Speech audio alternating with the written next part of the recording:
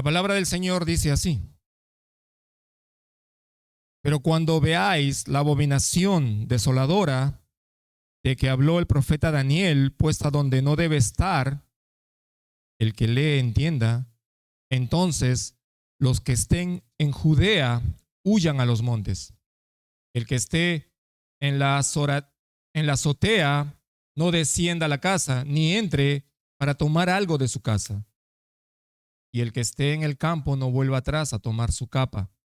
Mas ay de las que están encintas y de las que críen en aquellos días.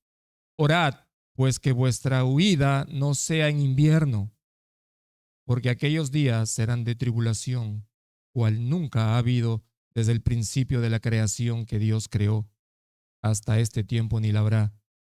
Y si el Señor no hubiese acortado aquellos días, nadie sería salvo, mas por causa de los escogidos que Él escogió, acortó aquellos días. Entonces, si alguno os dijere, mirad, aquí está el Cristo, o mirad, allí está, no le creáis, porque se levantarán falsos cristos y falsos profetas, y harán señales y prodigios para engañar, si fuese posible, aún a los escogidos. Mas vosotros mirad, os lo he dicho todo antes. Bueno, vamos a tomar asiento y bajarlo con el pastor Rodrigo. Permítame una vez más saludar a aquellos que nos visitan. Hoy realmente tenemos el gozo de ver varias caras nuevas, familias completas que nos visitan. Así que quiero hacer ese reconocimiento antes de proseguir con el texto. Y también están invitados, por favor, a la celebración que vamos a tener. No es el Día del Pavo.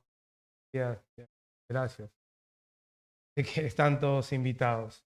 Seguimos con nuestra serie expositiva del Evangelio de Marcos, y déjeme citarle la letra de una canción antigua a ver si se le viene algo a la memoria. ¿Okay?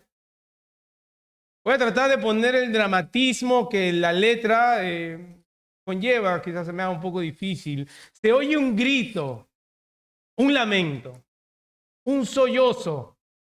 Mucha gente está alarmada. ¿Qué ha pasado? Se preguntan. ¿Qué ha pasado en el mundo?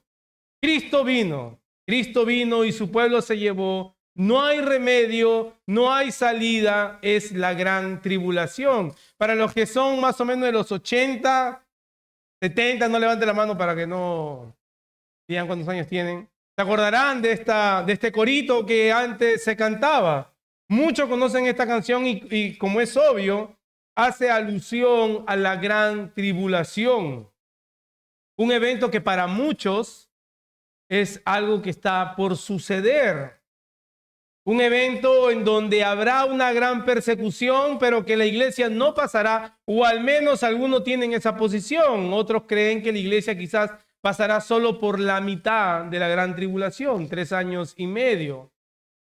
De ahí el resto de los 3 años y medio sería la gran tribulación, la primera mitad sería la tribulación y después sería la gran tribulación, pero la iglesia al fin y al cabo sería arrebatada. Ahora, hermanos, habiendo dicho esto, estoy consciente que algunos de nosotros, y quizás podría ser la gran mayoría, tiene esta postura. Y básicamente esa postura ha influenciado mucho dentro de nuestro contexto evangélico hispano. Ahora, mi intención, hermanos, no es que usted de aquí salga abandonando su postura escatológica o la postura de los últimos tiempos, si es que la tienen clara o no. Mi intención tampoco es imponer mi postura. Mi intención, y creo que debiera ser la intención de todo predicador, es presentar el pasaje en cuestión dentro de su contexto y entenderlo a la luz de otros pasajes que podrían estar ligados a este. Mejor dicho, si hay un área oscura en el pasaje, queremos verlo a la luz de los pasajes más claros, ya que creemos que la Escritura interpreta la propia Escritura. Lo que queremos esta tarde, hermanos, es conocer cuál es el significado del pasaje. ¿Qué intención tuvo el autor para con su audiencia original? Entonces, ver cuál es la relevancia que este pasaje tiene para con la iglesia en el día de hoy, casi 2000 años después. Al leer este primer versículo en nuestro pasaje, notamos la palabra o la frase abominación desoladora. o la abominación de la desolación, según la versión que tengan. Algo abominable es considerado un sacrilegio, algo que ofende grandemente a Dios y profana el lugar en donde Dios ha decretado que es santo. Eso es una abominación, es un sacrilegio. Por lo tanto, podríamos considerarlo como un hecho. En palabras de Jesús, es algo que va a suceder y que trae como consecuencia la desolación. Va a llevar la destrucción y al juicio. Es un acontecimiento que va a traer una consecuencia. Y para poder tener esta idea clara, podríamos llamarlo entonces el sacrilegio que traerá desolación, que traerá juicio. Ahora queremos observar también, que hemos empezado a observar una serie de advertencias que el Señor Jesús ha hecho en el pasaje anterior que hemos expuesto la semana pasada, y queremos seguir viendo cuáles otras indicaciones adicionales Jesús le da a sus discípulos concerniente a estos sucesos. Vamos a ver que Jesús le da una serie de advertencias a sus discípulos y que estas advertencias, hermanos, trascienden hasta nuestros días. Por eso hemos titulado el sermón de hoy, Advertencias que trascienden. Ahora, ¿cuáles son estas advertencias? Como vamos a ver del versículo 14 al 17, en nuestro primer encabezado, una de las primeras advertencias era mantenerse atentos. Que cuando vean, mantenerse atentos. La segunda advertencia es mantenerse en oración, versículos del 18 al 20. Mantenerse en oración. Y el último encabezado, del 21 al 23, sería mantenerse confiados. Así que la idea central de todo este pasaje sería de que ante estos sucesos que han de suceder, que han de venir, los discípulos, la iglesia naciente, debía acatar estas instrucciones que Jesús les estaba dando y mantenerse confiados. Hermanos, yo les ruego que oren conmigo. Que hay un pasaje que me ha exigido bastante para su clara exposición, para hablarlo con sencillez, es el pasaje de hoy. Es un pasaje que envuelve demasiadas presuposiciones, demasiado marco de referencia. Nos aproximamos al texto muchas veces queriendo imponer ya nuestra idea preconcebida, qué es lo que el texto quiere decir o lo que se nos ha enseñado. Así que ha sido un gran reto para mí y necesito que el Señor me otorgue su gracia, hermanos, para poder exponerlo con sencillez y claramente. Así que les pido que me acompañen en oración. Dios, concédenos en este tiempo, al exponer tu palabra, la iluminación de tu Espíritu Santo para poder entender lo que tu palabra, Señor, quiere comunicar a tu iglesia. Ayúdanos, Señor, a que el texto sea rey, domine en nuestros marcos de referencia, en nuestras ideas preconcebidas, aún, Señor, en posturas que quizás hemos sostenido por muchos años. Que sea, Señor, tu palabra la que transforme y renueve nuestro entendimiento. Dame, Señor, de tu gracia. Habla a través de mí, Señor, para la edificación de tu iglesia. En Cristo Jesús. Amén. Antes de entrar de lleno al pasaje, quiero señalar que hay tres maneras o tres posturas que podríamos usar para la interpretación de este pasaje. Primero, lo podríamos ver desde un punto de vista histórico, netamente histórico. Quiere decir que esto solo concierne a una época específica, un suceso puntual y particular. Otra postura es verlo escatológicamente, o sea, a futuro. Nada de esto se relaciona con el pasado, nos olvidamos del contexto original, nos olvidamos de la audiencia original, de su contexto histórico, y simplemente lo vemos como que algo que va a suceder. Una tercera manera de ver este pasaje es la del cumplimiento progresivo, en la cual podemos ver que hay hechos históricos que tuvieron su cumplimiento, que no se van a volver a repetir, pero también que hay acontecimientos que acompañarán a la iglesia entre la primera venida de Cristo y su segunda venida. Y creo, hermano, estoy convencido que esta postura es la más adecuada para ver estos pasajes. La pregunta es ¿por qué? Porque tienen, hermanos, el YouTube y ustedes siguen muchos pastores, predicadores con muchos años encima, muchos más años que yo, se van a dar cuenta que en ambos campos hay pastores y predicadores muy fieles. Pero es la palabra la que no debe convencer, no tenemos papas. Ahora, ¿por qué creo que esta postura de ver el cumplimiento progresivo, de verlo como un cumplimiento progresivo, es la más adecuada? Porque el lenguaje que usa el Señor Jesús es un lenguaje profético. Podríamos decir, es un lenguaje apocalíptico. Y debemos tomar en cuenta que respecto al género profético, cuando leemos las profecías, vemos que muchas veces tienen cumplimientos inmediatos, pero otras a futuro. Ya alguien hizo la ilustración de aquel viajero que se pone lejos y observa la cordillera de unas montañas. De lejos pareciera que cada pico de la montaña están bien cerca, pero cuando se comienzan a acercar, ven que cada pico está bastante lejos, a muchos cientos de metros de distancia el uno del otro. Así que muchas veces las profecías, cuando las leemos, parecieran que tienen un cumplimiento inmediato, pero vemos que tienen un cumplimiento progresivo, y esto dentro de la historia redentiva o redentora de la Escritura. Un ejemplo lo vemos en el libro de Isaías, capítulo 11. Ahí vemos que se nos habla de la llegada y del gobierno del Mesías. Por ejemplo, en el versículo 1 se nos dice que es de la familia de David. Dice el versículo, un retoño brotará del tronco de Isaí. Versículo 2 en adelante nos habla de su persona. Dice que sobre él reposará el Espíritu del Señor, el Espíritu de sabiduría y de inteligencia. Y cuando llega al versículo 4 nos dice, y con el soplo de sus labios matará al impío. Aquí vemos el juicio que el Mesías va a traer.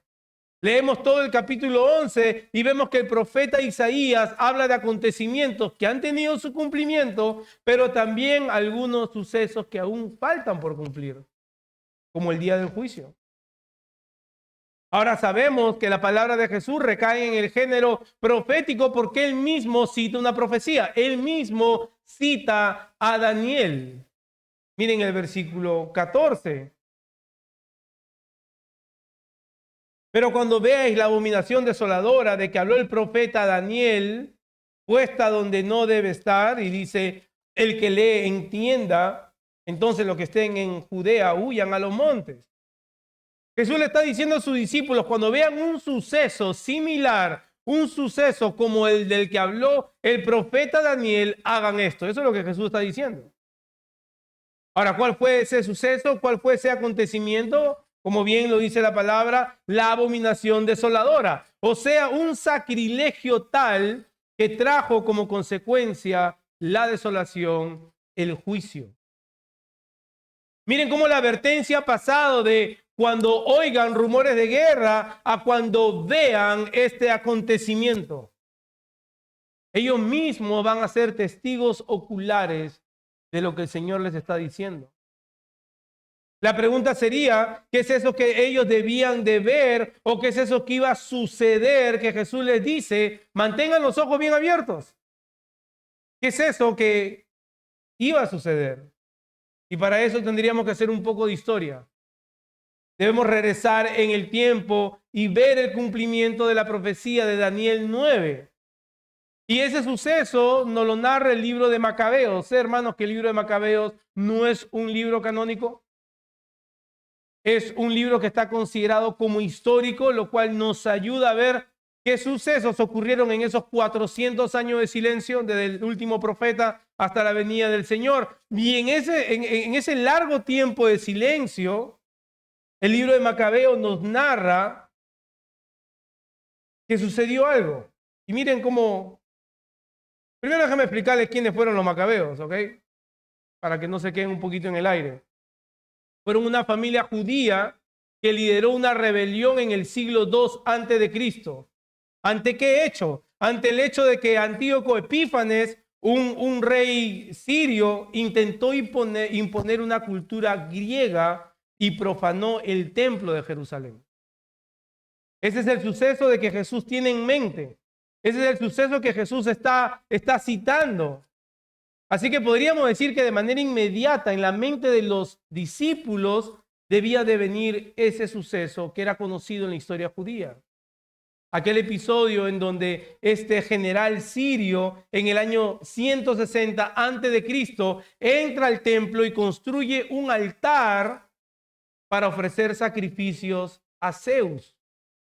Y no solo eso, sino que también comenzó a ofrecer cerdos como sacrificio. Y eso era una abominación, eso era un sacrilegio. Estaba profanando el templo. Así que Jesús, usando esta frase, tiene en mente que ellos automáticamente piensen que un suceso similar al de esa época va a pasar. Y si es así, ¿cuándo sucedería? Y una vez más, hermanos, depende mucho cómo leemos el texto. ¿Cuál es la interpretación más fiel del texto? Y para interpretarlo fielmente, tenemos que leerlo en su contexto. Es que de eso depende cómo veamos este texto. Y esto sucedería en el tiempo de vida de los discípulos. Jesús dice, aquel que lea, entienda. Esta ha habido una discusión si estas son palabras de Jesús o es como una nota editorial que Marcos o algún copista ha añadido después. Yo creo que el punto es que Jesús se está refiriendo, todo aquel que ha leído el libro de Daniel entienda lo que va a pasar. En este caso, Jesús se está refiriendo directamente a sus discípulos. Para muchos, como dije, al leer esto, hablan de algo futuro. Hay un problema con eso. No hay templo. Así que para que suceda esta abominación desoladora, este sacrilegio, esto que profana el lugar santo del Señor, tendría que haber un templo. Y no hay templo. Así que para muchos, y como dije, quizás pastores que miramos, entiende que este pasaje está hablando de aquel momento cuando un tercer templo vaya a ser reconstruido. Y aquel que es llamado como el anticristo se siente en el lugar de Dios. Hay un pequeño problema con eso. Nada en la Escritura nos habla de la reconstrucción de un tercer templo, o al menos de manera física. Porque eso traería muchas complicaciones. Tendríamos que volver a las leyes ceremoniales. Tendríamos que volver a una serie de sacrificios. Tendríamos que volver a la orden de los levíticos. Todo eso, por la analogía de la fe, que un pasaje no puede ir en contra de otras enseñanzas bíblicas, hace imposible que vaya a haber la reconstrucción de un tercer templo. ¿Verdad? ¿Están conmigo, hermanos? ¿Sí? Porque eso traería toda una serie de cosas que han tenido su cumplimiento en Cristo.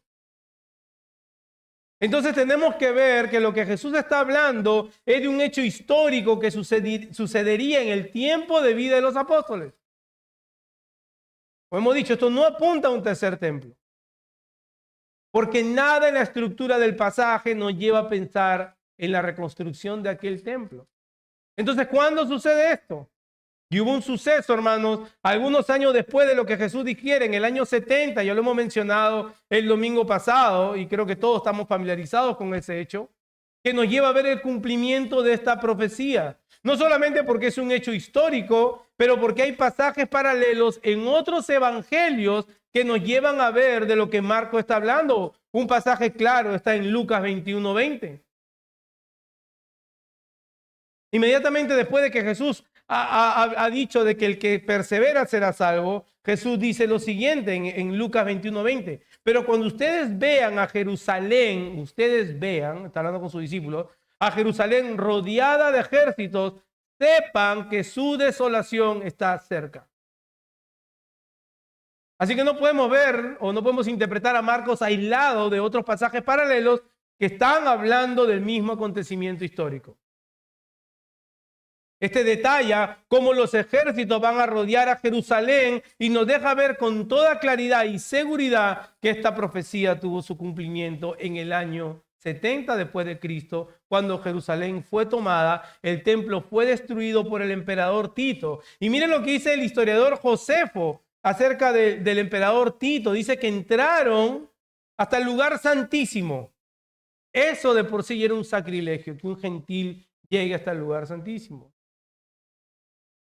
Pero no solo este acto es considerado un sacrilegio, sino también un par de años antes, rebeldes judíos conocidos como los celotes también habían tomado el templo y se proclamaron muchos de ellos sumos sacerdotes y estaban donde no debían de estar. Algunos datos que encontramos del historiador Josefo nos dice que durante este prolongado asedio, esta toma de Jerusalén, dice que el hambre alcanzó niveles insoportables. Según Josefo, los habitantes llegaron a comer cuero de zapatos.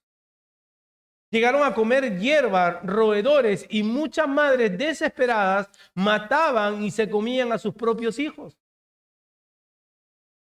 Josefo estima que más de 1 millón de judíos murieron, muchos de ellos por hambre, mientras que unos 97,000 judíos fueron capturados y esclavizados.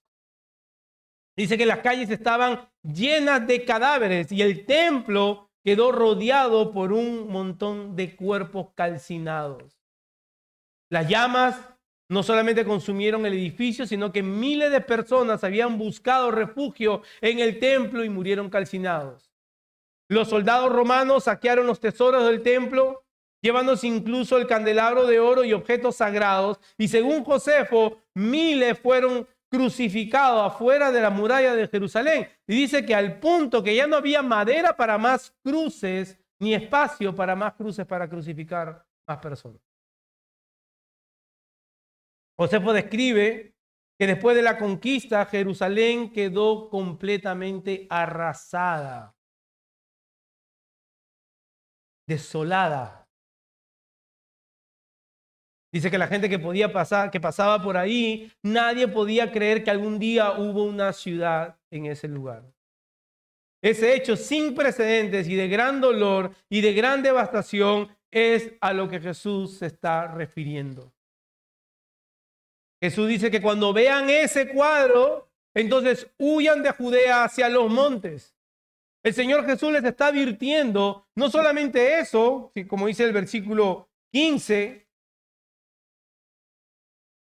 dice: el que esté en la azotea no descienda a la casa ni entre para tomar algo de su casa. En otras palabras, tus posesiones no te van a ayudar de nada, simplemente van a ser un estorbo. Huyan. Cuando vean esto, huyan. Esa es la indicación que da el Señor. ¿Ustedes saben qué fue lo que pasó?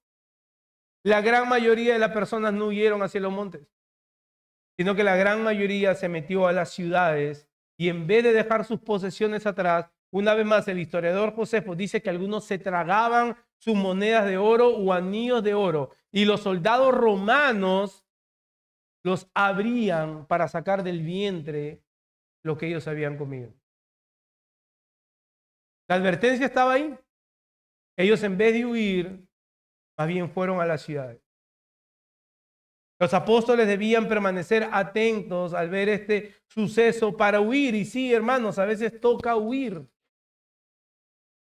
Y el Señor en su amor y en su cuidado por su iglesia les está diciendo: cuando vean esto, salgan. Versículo 16, y el que esté en el campo no vuelva atrás a tomar su capa.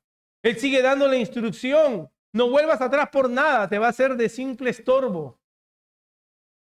El cuadro es tan desolador que casi podemos escuchar el lamento del Señor Jesús diciendo: mas ay de las que estén encintas, mas ay de las que estén embarazadas, ay de las que tengan niños pequeños en esos días, como dice el versículo 17.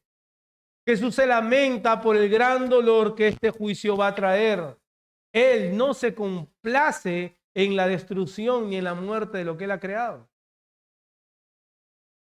Por esto, hermanos, el contexto nos deja ver de que este suceso tuvo su cumplimiento en el año 70. El año 70 después de Cristo, no en 1900. Ahora, pero esto nos deja con un reto adicional. Porque si bien es cierto que tuvo su cumplimiento, el templo fue destruido, es el lenguaje que usa Marcos, el prestado de Daniel.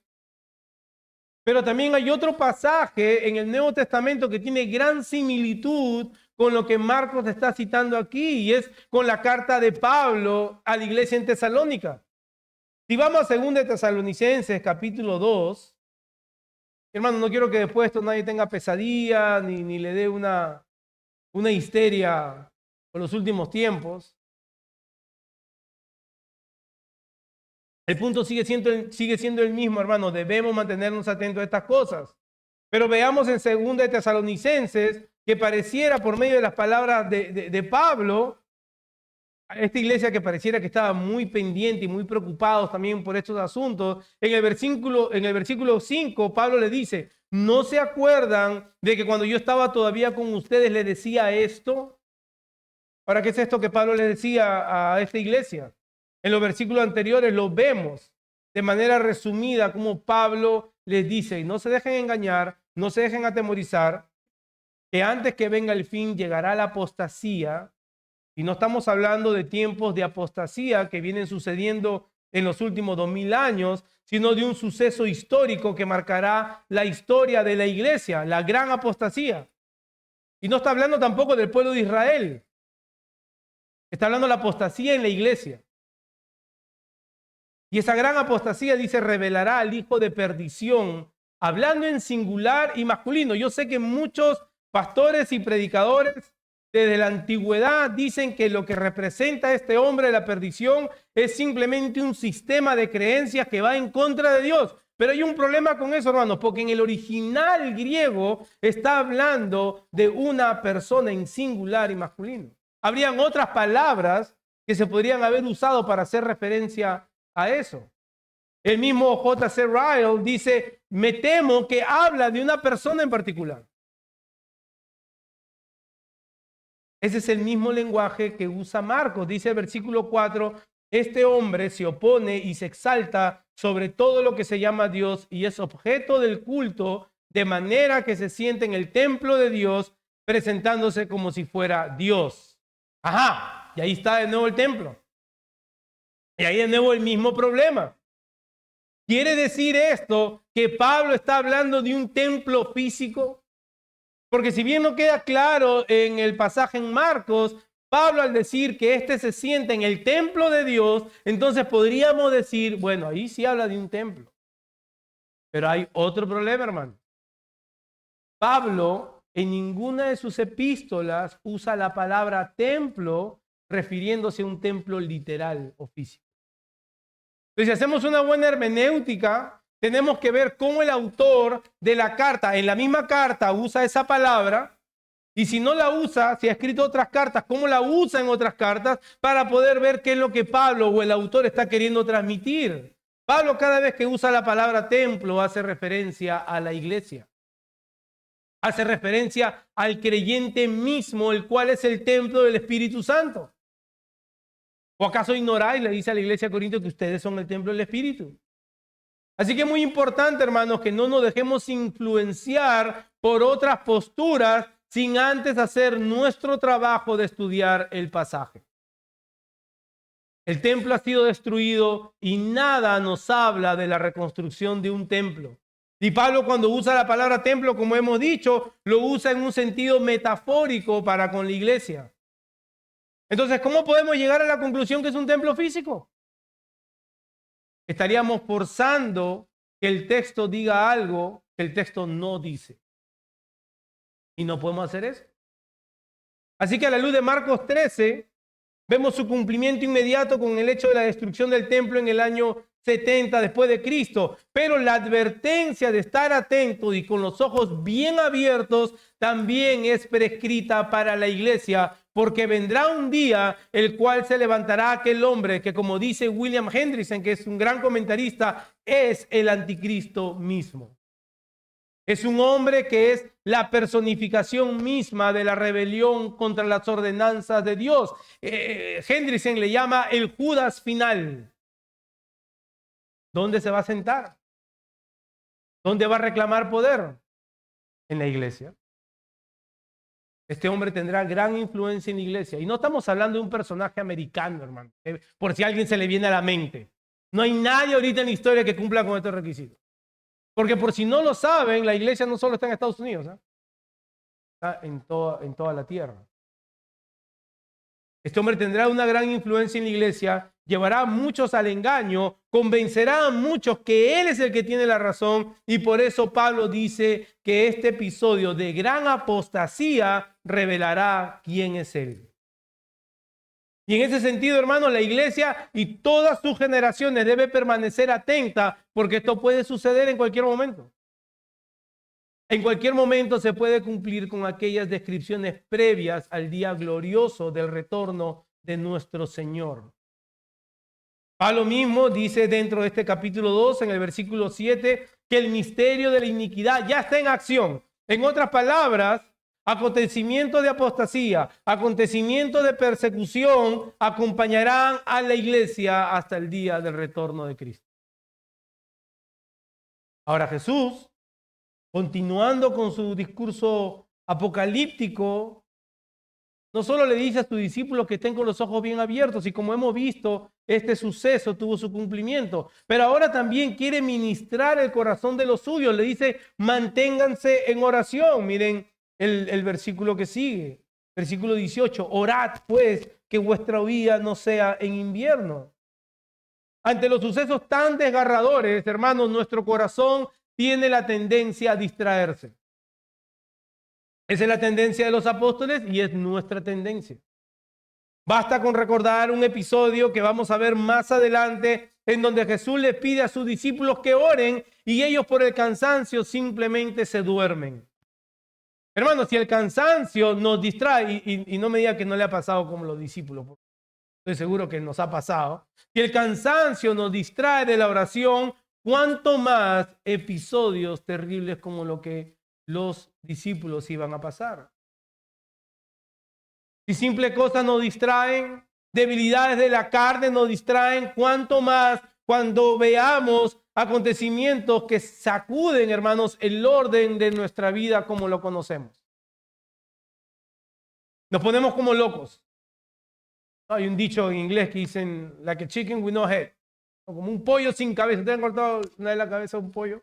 Sigue corriendo y así nos ponemos. Una serie de cosas que pueden desconcertarnos o irrumpir el orden que teníamos previsto en nuestra vida nos distrae. Y la orden de Jesús es orar.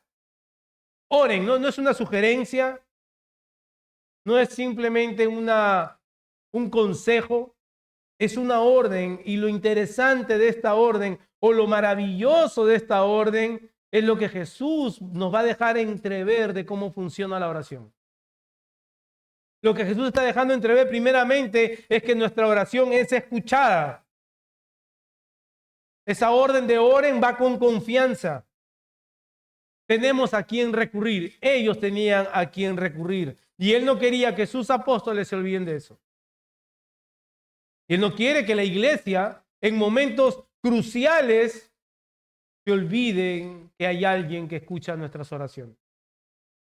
En los momentos más cruciales, en donde ellos serían testigos de todo este escenario espantoso, como hemos visto que nos narra el historiador Josefo, la orden de Jesús es oren.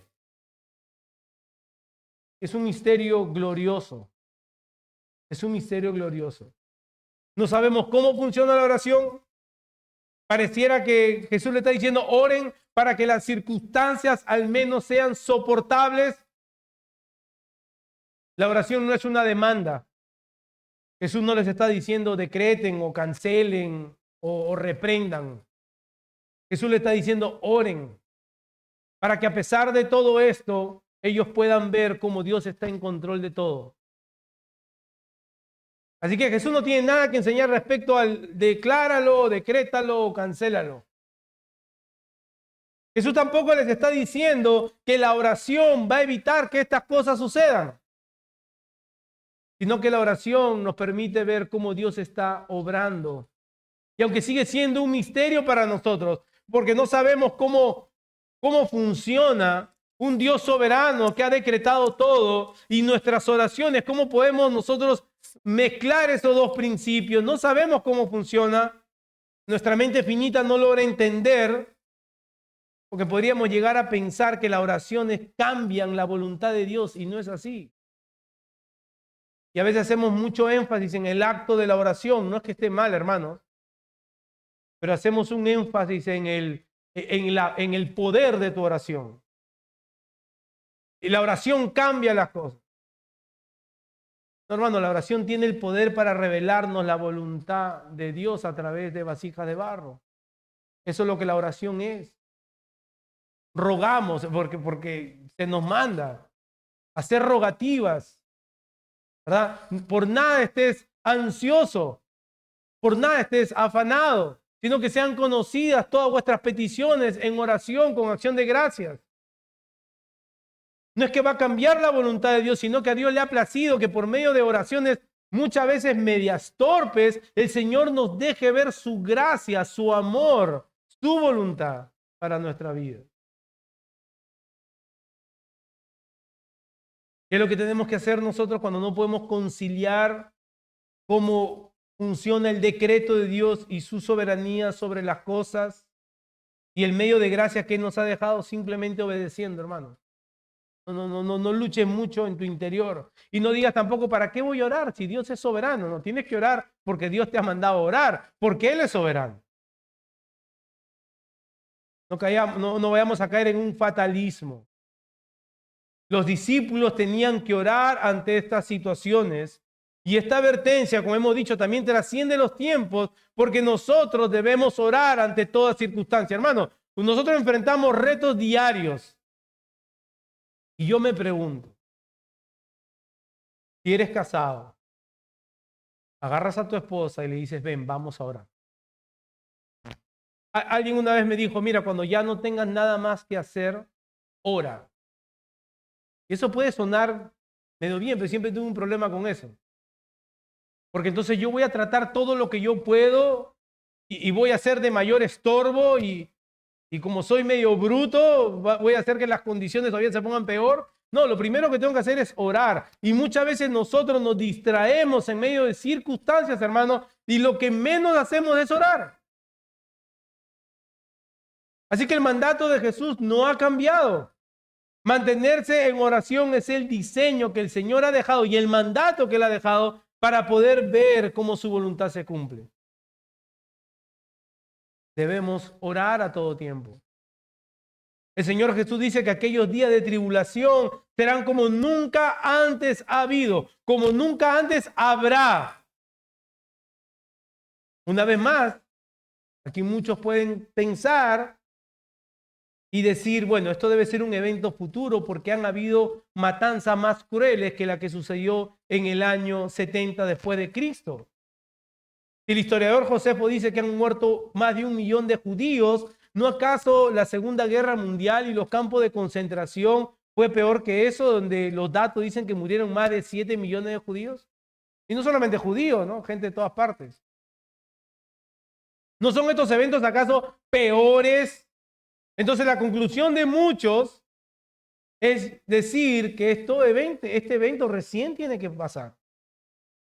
Pero déjeme decirle algo, que las palabras del Señor se cumplen cabalmente con la destrucción del templo y la destrucción de Jerusalén, porque ha sido un evento que no ha habido nunca ni habrá, porque Dios en ese evento determina desechar a Israel, llevándolo al cumplimiento de las promesas del Antiguo Testamento a la iglesia. La tribulación y la destrucción del templo es un hecho como ninguno en la historia, no solo por los acontecimientos que se nos dicen los historiadores, que hubo hasta canibalismo, pero que desde ese año Israel dejó de ser nación. Vimos en la parábola, los labradores de la viña, ellos ya no están encargados de la viña, ellos han sido desechados por Dios. Así que podemos ver de que no estamos ante un texto que habla de una gran tribulación futura, sino que este evento y la magnitud de los sucesos que sucedieron ahí fueron catastróficos para la historia de Israel. Y es un juicio que llega por parte de Dios. Así que en ese sentido es un hecho como nunca antes ha habido ni nunca antes habrá. Una vez más, recordemos que la orden de orar, si seguimos leyendo en el versículo 18, dice, en el versículo 19 dice, porque aquellos días serán de tribulación, lo cual nunca ha habido desde el principio de la creación que Dios creó hasta este tiempo, ni la habrá, y tuvo su cumplimiento. Dice el versículo 20, y si el Señor no hubiese acortado aquellos días, nadie sería salvo, mas por su causa de los escogidos que Él escogió, acortó aquellos días. Así que el principio del versículo 18 de orar sigue siendo la manera como Jesús quiere darle confianza a sus discípulos en medio de esta situación, a pesar de los eventos terribles. ¿Y cómo lo hace? El versículo 20 nos lo deja ver. La respuesta de la oración del Señor es que muestra su gracia.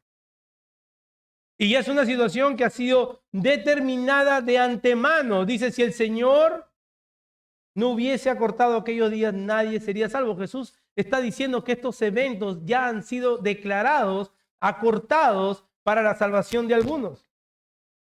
Ha sido determinado de antemano, pero igual el mandato es que oren.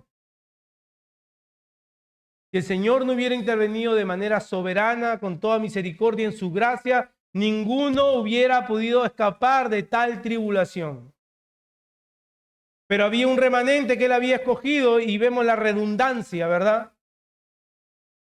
A causa de los escogidos que Él escogió. Es como que Cristo quiere poner en gran énfasis la obra de Dios y su misericordia. Dentro de este pueblo idólatra, dentro de este pueblo infiel, que crucificaron al Cordero de Dios, hay un remanente que iba a escapar por gracia. Y el Señor no ha cambiado su carácter, hermanos. El Señor, su soberanía no ha minorado, no ha decrecido, ni sus oídos se han tapado para no escuchar nuestras oraciones. Si tú estás en el Hijo, estás en el Padre y Él oye tus oraciones. Si Él obró en favor de aquellos que oraron en medio de esta gran tribulación, mi pregunta es, ¿no obrará en medio de nuestras circunstancias diarias? ¿Podrías tú decir que enfrentas una circunstancia que se asemeja a esta tribulación? Lo dudo. ¿No obrará Él? ¿No obrará en medio de estas circunstancias que muchas veces nos distraen? Aún sabiendo que Él nos escogió para salvación desde antes de la eternidad, dice Pablo, aquel que no escatimó ni a su propio Hijo, ¿no nos dará juntamente con Él todas las cosas? Pero eso es algo que nos olvidamos, hermano. Es algo que pasa por alto muchas veces en nuestra mente y nuestro corazón distraído. Ahora, posiblemente, y creo que esto es muy probable, es que estos eventos que tuvieron un cumplimiento también nos deja ver aquellas cosas que, como dije, acompañarán a la iglesia entre la primera y la segunda venida de Cristo. Entre este siglo y el siglo venidero, hermano, no hay un periodo intermedio. No podría haber. Este siglo presente es el siglo malo y el siglo venidero que se inaugura con el nacimiento de Cristo, con la encarnación de Cristo, y aún estamos aguardando su segunda venida para su cumplimiento final. La oración sigue siendo el medio de gracia que Dios ha dejado para fortalecer a los suyos en medio de toda circunstancia. Aún tiene el Señor que dar una advertencia más. Y esa advertencia es que permanezcan confiados en su palabra, como dice el tercer encabezado, versículo del 21 al 23. Entonces, si alguno dijere, mirad, aquí está el Cristo, o mirad, allí está, no le creáis, porque se levantarán falsos cristos y falsos profetas y harán señales y prodigios para engañar, si fuera posible, aún a los escogidos. Mas vosotros mirad, os lo he dicho todo antes. Los engañadores saben, hermanos, cómo sorprender a la gente. Lo saben desde antes y lo saben en el tiempo presente. Y creo yo que han desarrollado aún mejor sus estrategias. Cómo engañar, cómo sorprender a las personas. Ellos saben cómo manipularlo todo para ganar el corazón de los distraídos. Estos falsos cristos o falsos profetas, Jesús advierte a sus discípulos, no solo vendrán con una retórica poderosa, no solo hablarán lindo, sino que también harán señales y prodigios. Mejor dicho, va a haber ciertos milagros que los van a acompañar. Señales que moverán las emociones de las personas, que van a llevar a las personas a confiar en sus experiencias más que en la palabra. Y esa es exactamente la advertencia de Jesús. Al final del texto vemos que él dice, yo les he dicho todo, yo se los he revelado a ustedes. Mi palabra es confiable, no lo que ven en estas personas. El fin de estos engañadores es confundir, como dice Jesús, aún a los escogidos. Extraviar aquellos que Dios ha conocido desde la eternidad, aquellos que han sido predestinados a salvación, aquellos que han sido llamados a la santidad, por los cuales está reservado la gloria venidera. A ellos estos engañadores quieren confundir. Pero vean que Jesús dice, se los he dicho todo. Todo lo necesario se los he dado a conocer. Así que ustedes están preparados de antemano ante estos sucesos. El libro de Hechos nos lleva a ver también que varias veces se levantaron hombres que efectivamente tuvieron un gran número de seguidores, que hacían señales y milagros que los acompañaban, pero la iglesia ya estaba advertida de estas cosas. Así que ellos debían de confiar en lo que el Señor les había revelado. Y con esa misma gracia, hermanos, con ese mismo amor, con ese mismo cuidado, con esa misma misericordia, el Señor nos ha revelado todo por medio de su palabra escrita, la cual es autoridad en medio de la iglesia. Él nos ha revelado todo lo concerniente a la piedad y a la vida, como dice el apóstol Pedro. Así que no te sorprendas con las pruebas de la vida, no te sorprendas por las pruebas que estás pasando, porque la palabra te da esperanza más allá de las pruebas. Él lo ha revelado todo.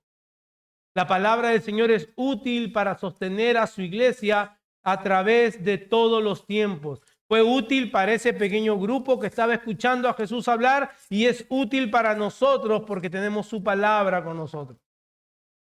Y qué gran beneficio, hermanos, tenemos que podemos abrir nuestra escritura y en ellas encontrar las palabras de consuelo de nuestro Señor. Desde el Génesis hasta Apocalipsis es Dios mismo hablando y es con el mismo propósito. Miren, les he dicho todo de antemano. Alguien que leía el libro de Apocalipsis y lo comentó un hermano, dice, he leído y al final ganamos. Al final todo está bien. El Señor no nos ha dejado nuestra despensa. El Señor no nos ha dejado a que nosotros vayamos ahí temerosos por la vida, porque la victoria está asegurada en Él. ¿Y qué clase de victoria, hermano? Que recibiremos de Él la vida eterna. Por eso Pedro en su carta dice que todo lo concerniente a la vida y la piedad se nos ha sido revelado. Si no leemos la Escritura, hermanos, vamos a ignorar cómo el Señor nos equipa por medio de su Espíritu para las circunstancias más apremiantes que surgen en nuestro alrededor. Las personas quieren encontrar una solución a sus problemas inmediatos, pero ignoran la voluntad de Dios para sus vidas. Ignoran lo que el Señor nos ha dejado en su palabra. Ignoran la lucha abierta que debemos declararle al pecado en nuestro remanente, en nuestro corazón. Y quieren una solución inmediata y práctica. Si no leemos la Escritura, hermano, vamos a ser ignorantes de todas estas cosas y vamos a seguir tropezando.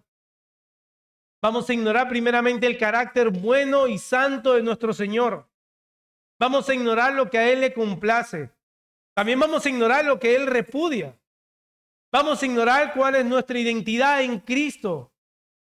Si tú no conoces quién eres en Cristo, déjame decirte que vas a andar demasiado confundido. Vamos a ignorar una serie de verdades que la Escritura nos revela.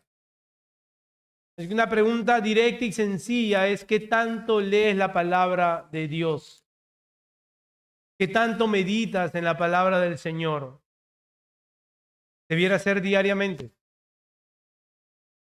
Si la lees para tus propios propósitos o para que el Señor siga revelándote su carácter y su propósito en tu vida. ¿Cómo la lees? ¿Cómo trata la Escritura? ¿La lees para que a través de la Escritura veas tu pecado y lo odies y lo abandones? ¿O buscas quizás ese versículo tipo galletita de la suerte que dan en los restaurantes chinos, ¿no? A ver qué versículo me sale y me va a ayudar. Este no me gusta mucho, así que volteo la página. Hermanos, estoy consciente que el pasaje de hoy no es un pasaje que quizás nos alienta, o aparentemente quizás no nos alienta. Pero hay una gran confianza en ver cómo el Señor Jesús está en control de absolutamente todo lo que va a pasar. Hay una gran confianza en leer estos textos y ver cómo el Señor prevé a sus discípulos y a su iglesia por extensión de sucesos que tuvieron su cumplimiento fiel y cabal. Su palabra es segura, pero también sucesos que vendrán y que Él no nos ha abandonado. Así que, hermanos, si no leemos nuestra escritura, vamos a ser ignorantes de estas cosas. Debemos leer la palabra para que Cristo siga siendo conformado en nuestro corazón. Y no solamente leer la escritura, porque eso puede ser un acto mecánico, es leerla buscando alinear nuestro corazón a la voluntad de aquel que nos salvó. Como he dicho, hermano, esta porción de la escritura no es fácil de digerir.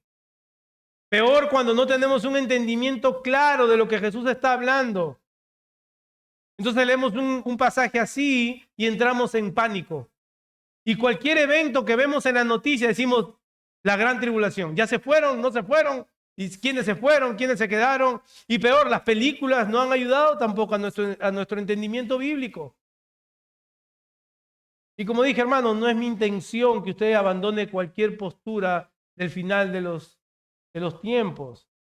Pero cuando la Biblia es clara, hermanos, cuando la Biblia nos habla de manera sencilla y la Biblia interpreta la propia Biblia, hermano, entonces nuestro corazón debe abandonar toda postura preconcebida y dejar que la palabra nos instruya y nos guíe.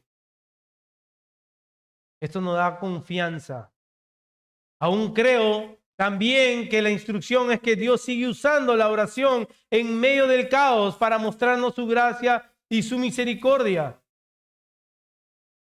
Dijimos que el título era Advertencias que trascienden, y estas advertencias no solamente debieron acompañar a los apóstoles, a la iglesia primitiva, sino a la iglesia en el siglo XXI. Permanecer con los ojos bien abiertos, estar atentos, orando todo el tiempo y confiando en las palabras del Señor.